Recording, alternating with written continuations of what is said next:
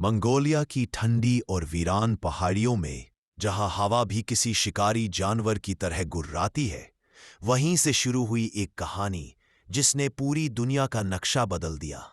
ये कहानी एक ऐसे लड़के की है जो ना राजा था, ना किसी राजवंश का उत्तराधिकारी। फिर भी उसने आधी दुनिया पर शासन किया। उसका नाम था तेमुजिन, जिसे दुनिया आज गेंगिस खान के नाम से जानती है। सन 1162 में मंगोलिया की ओनोन नदी के किनारे एक छोटे से तंबू में तेमुजिन का जन्म हुआ। जन्म के समय उसके हाथ में खून का थक्का था, जिसे देखकर कबीलों के बुजुर्गों ने कहा, ये बच्चा योद्धा बनेगा, धरती को जीतने वाला। उसके पिता येसुगई एक छोटे से कबीले के मुखिया थे और उसकी मां होएलुन एक बहादुर और बुद्धिमान महिला। उनका जीवन आसान नहीं था, क्योंकि मंगोल कबीलों में आपसी झगड़े, बदले और धोखे का खेल चलता रहता था। तेमुजिन का बचपन संघर्ष में बीता। जब वह केवल 9 वर्ष का था, उसके पिता को दुश्मनों ने जहर देकर मार डाला। पिता की मौत के साथ ही उनके कबीले के लोगों ने परिवार को त्याग दिया। उनकी मां होएलुन ने अपने बच्चों को अपने दम पर पाला। बर्फ में ढकी पहाड़ियों में जहां भोजन का नामो निशान नहीं था, वे जंगली फल, चूहे और जड़ों से पेट भरते थे। भूख और ठंड ने उन्हें तोड़ने की कोशिश की, लेकिन होएलुन हर रात अपने बच्चों से कहती, हम टूट सकते हैं मगर झुकेंगे नहीं। याद रखना, मंगोल की रगों में कमजोरी नहीं, आग बहती है। कई बार तेमुजिन ने मौत को करीब से देखा। एक दिन एक दुश्मन कबीले ने उस पर हमला किया और उसे पकड़ लिया। उसे लकड़ी की जंजीरों में बांधकर कैदी बना लिया गया। कई रातों तक वह ठंडी धरती पर लेटा आसमान को देखता रहा। हर तारे में उसे अपने पिता की परछाई दिखती। एक रात एक पहरेदार ने उस पर दया की और उसे भागने में मदद की। तेमुजिन बर्फीली हवाओं के बीच भागता रहा, जब तक कि उसने आजादी की पहली सांस नहीं ली। उस रात उसने खुद से वादा किया, अब मैं गुलाम नहीं रहूंगा। समय बीतता गया। तेमुजिन जवान हुआ और उसके भीतर एक आग सुलगने लगी। उसने छोटी उम्र में ही देखा था कि मंगोल कबीले एक दूसरे के दुश्मन हैं। वे एकजुट नहीं हैं, इसलिए बाहरी ताकतें उन्हें रौंद देती हैं। उसने ठान लिया कि वह सबको एक झंडे के नीचे लाएगा।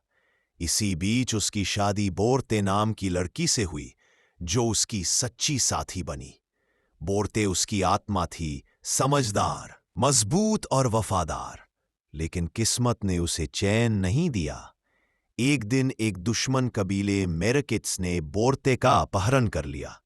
तेमुजिन टूट गया, लेकिन उसने हार नहीं मानी। उसने अपने पुराने दोस्त जमूखा से मदद मांगी, जो कभी उसका खून का भाई था। दोनों ने मिलकर बोरते को छुड़ाया, पर यह जीत उनकी दोस्ती का अंत बन गई।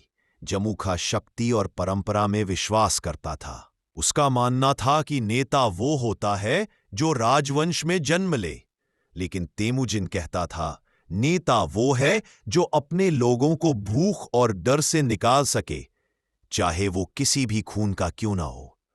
दोनों की विचारधाराएं टकराईं और यहीं से दुश्मनी शुरू हुई। तेमुजिन ने छोटे छोटे कबीलों को साथ मिलाना शुरू किया। वह उन्हें समझाता कि लड़ाई एक दूसरे से नहीं, बल्कि गरीबी, भय और विभाजन से है। उसने अपनी सेना को अनुशासन का पाठ पढ़ाया। उसकी सेना में कोई वर्ग भेद नहीं था। सैनिकों का चयन योग्यता के आधार पर होता था, न कि जन्म के। हर सैनिक को समान सम्मान और समान हिस्सा मिलता था। उसने सख्त कानून बनाए। जो चोरी करेगा उसे मौत, जो धोखा देगा उसका सिर कलम। धीरे धीरे उसका नाम पूरे मंगोलिया में गूंजने लगा। उसकी ईमानदारी और न्यायप्रियता से लोग उसकी ओर खींचने लगे। जिन कबीलों ने पहले उससे लड़ाई की, वे अब उसके झंडे के नीचे आ गए। जमूखा ने उसे रोकने की कोशिश की, लेकिन तेमुजिन की अनुशासित सेना के आगे उसकी ताकत टिक न सकी। कुछ वर्षों में तेमुजिन ने पूरे मंगोलिया को एकजुट कर लिया। सन 1206 में सभी सरदारों की सभा में उसे गेंगिस खान का खिताब दिया गया, जिसका अर्थ था संपूर्ण संसार का शासक। गेंगिस खान ने अपने शासन की नींव 3 स्तंभों पर रखी: अनुशासन, न्याय और निष्ठा। उसने यासा नाम का कानून लागू किया, जिसमें कहा गया था कि कोई भी व्यक्ति कानून से ऊपर नहीं है, चाहे वो सरदार हो या सैनिक। उसने महिलाओं को अधिकार दिए, धार्मिक स्वतंत्रता दी और व्यापार के रास्ते खोले। वो कहता था, साम्राज्य तलवार से जीता जा सकता है, लेकिन उसे चलाने के लिए न्याय चाहिए। गेंगिस खान अब सिर्फ एक नेता नहीं, एक तूफान बन चुका था। उसका पहला बड़ा अभियान था उत्तरी चीन का जिन साम्राज्य। उसकी सेना छोटी थी, लेकिन बिजली जैसी तेज। हर सैनिक के पास कई घोड़े होते, ताकि एक थक जाए तो दूसरा तुरंत तैयार हो। वो दुश्मनों पर अचानक हमला करते और हवा की तरह गायब हो जाते। जिन साम्राज्य की विशाल दीवारें भी उसकी चालाकी के आगे कमजोर साबित हुई। कुछ ही वर्षों में उसने उत्तरी चीन को घुटनों पर ला दिया। पर गेंगिस खान यही नहीं रुका। उसकी नजर अब पश्चिम की ओर थी, ख्वारज़्म साम्राज्य पर, जो आज के ईरान, अफगानिस्तान और उज़्बेकिस्तान में फैला था। उसने वहां के शाह को दोस्ती का प्रस्ताव भेजा और व्यापारिक संबंध शुरू किए। लेकिन जब उसके दूतों की हत्या कर दी गई, गेंगिस ने कसम खाई, अब सिर्फ बदला नहीं, इतिहास में एक सबक लिखा जाएगा। उसने अपनी विशाल सेना को पश्चिम की ओर बढ़ाया। जहां भी वहां गया, वहां धरती कांप उठी। बुखारा, समरकंद और निसापुर जैसे शहर राख में बदल गए। उसकी रणनीति इतनी भयानक थी कि लोग लड़ाई से पहले ही आत्मसमर्पण कर देते। इतिहासकार लिखते हैं, जहां गेंगिस खान की सेना गुजरी, वहां कई वर्षों तक घास नहीं उगी। पर गेंगिस खान केवल विनाश का प्रतीक नहीं था। वह जानता था कि ताकत तब तक टिकती है जब तक न्याय साथ है। उसने अपने साम्राज्य में धार्मिक स्वतंत्रता दी। बौद्ध, मुस्लिम, ईसाई सभी को समान अधिकार मिले। उसने व्यापार के लिए सिल्क रूट को सुरक्षित किया। उसकी डाक व्यवस्था इतनी तेज थी कि संदेश हजारों किलोमीटर दूर कुछ ही दिनों में पहुंच जाते। उसने कहा, राज्य का असली राजा वो है जो अपने लोगों की जुबान समझ सके। गेंगिस खान ने कभी स्थायी राजधानी नहीं बनाई। वह कहता था, अगर मैं एक जगह रुक गया तो मेरा साम्राज्य भी रुक जाएगा। वह हमेशा घोड़े पर, हमेशा आगे बढ़ता रहा। उसकी सेना एशिया पार कर रूस, कॉकस पर्वतों और यूरोप की दहलीज तक पहुंच गई। यूरोप में माताएं अपने बच्चों को डराने के लिए कहती, सो जाओ वरना गेंगिस खान आ जाएगा। लेकिन समय किसी के लिए नहीं रुकता।